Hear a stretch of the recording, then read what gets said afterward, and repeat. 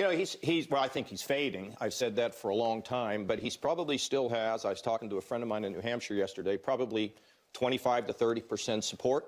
You get a crowded field, he could come out of there, he could win, but he's never going to be president of the United States. Thank God he's not going to be that. However, I mean, he's still a force in the party, but not as strong as a force. Am I going to worry about it? First of all, I'm not going to worry about it, Phil, because he's not going to win. So you think he's just worn it out? You think people are just going to get fatigued? Enough. I feel category fatigue. I mean, it's just going to be, we're talking about a few 100,000 people perhaps, but I think it's going to be a little closer than that. First of all, she's definitely going to win the popular vote, as Democrats almost always do now. But I think she will win. I think he will, of course, go batshit insane, as he always does. He won't accept it.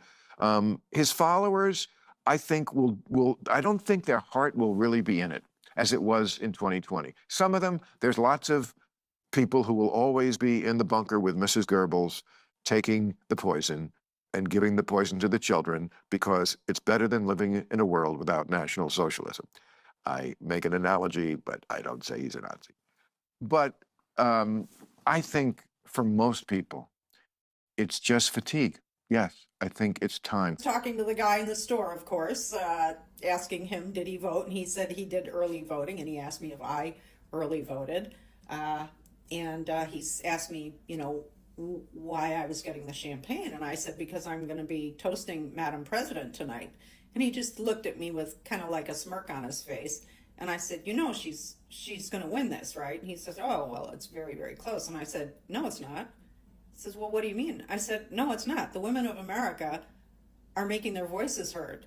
Reproductive rights is what it all comes down to. And the women are voting in numbers relative to men that are unbelievable. She's won this. And I said to him, she's going to take every one of the swing states plus Iowa.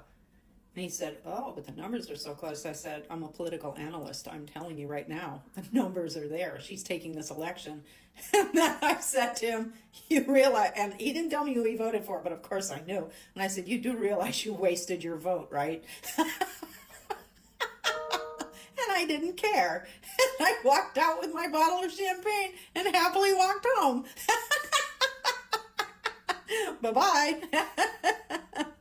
So, as you know, Kamala Harris did not win the election. As the numbers stand right now, there were 18 million fewer votes than in 2020. And as I have said all along, you have to have a huge, huge turnout. And it goes to the Dems. And we didn't have it.